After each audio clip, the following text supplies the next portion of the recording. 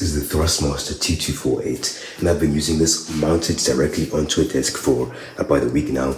And I'm going to go ahead and give you the pros and the cons of using a desk mount setup. So let's begin with the first part, which is of course the desk. If you have of course a flimsy, wobbly desk, then you're not going to have a good experience with this, because all the wobbling is going to kind of diminish the force feedback that you get from the wheel. And that's something to be aware of. Luckily for me though, this desk that I have is nice and sturdy, so that's not really an issue for me.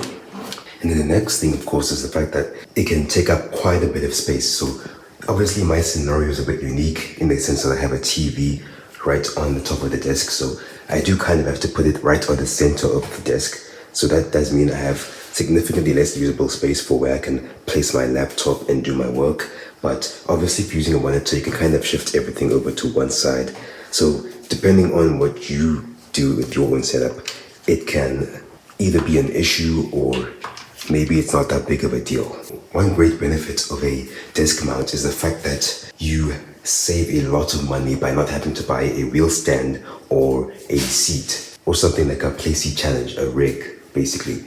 So I got this wheel for about maybe $250, but then to get myself a stand would cost almost the same amount as getting the wheel itself. So basically like doubling the cost. But by not having to buy one, I basically save a great amount of the cost, which I can then spend on something else. For example, maybe upgrading a PC component or getting a better monitor or all that kind of stuff. Now let's move on to the pedals. So of course, here we got ourselves a nice 3-pedal setup.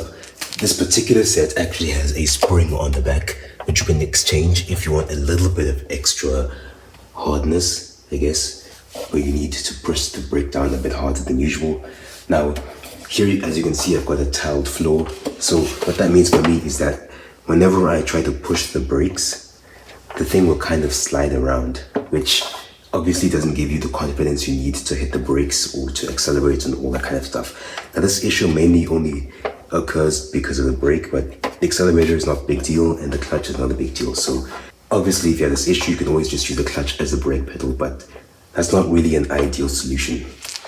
The sliding can easily be solved by just kind of pushing it all the way onto a wall. However, not everyone has a wall that they can kind of push it onto. And even once you have pushed this thing onto the wall, you have to deal with the issue of flexing, tilting. So as you can see, if I push down the brake pedal, you can see how the entire pedal set just kind of tilts backwards. And that's a big issue. So in my case, I've opted to just grab a brick. Literally, I just took a brick and just wrapped it up so it doesn't scratch things up. And then I just put it on the side of the clutch pedal. And now whenever I brake, it no longer tilts. Now some other people have gone for some more creative solutions, like creating their own DIY pedal plate using like wood and rope and all that kind of stuff. But obviously, I'm not the best with that, so maybe I'll consider that later. And then another thing I have to consider as well is the chair. So you can see I've got 2 chairs here. I've got this dining chair right here, and then I've also got this office chair. So the main issue with this office chair, because of course this is basically my office, main issue is that with these wheels, you'll just roll back every time you try to accelerate or brake. And once again, that just means you have a less ideal experience. So I've kind of opted to have this chair right here. However, this issue with the wheels can easily be solved by getting yourself one of those things. I don't know what they call them, but you basically replace these wheels with some sort of like a flat thing so it doesn't roll around. So basically just have like normal legs, like a standard chair. You can get those for maybe about like $10 online. So that should be a solution that you can consider. But for the time being, I also have to use this chair. And then another issue as well is, if you look on the side of this chair, you can see how upright this backrest is. Now, if you look at a lot of sim rigs, you'll see how the chairs all are kind of leaning back a little.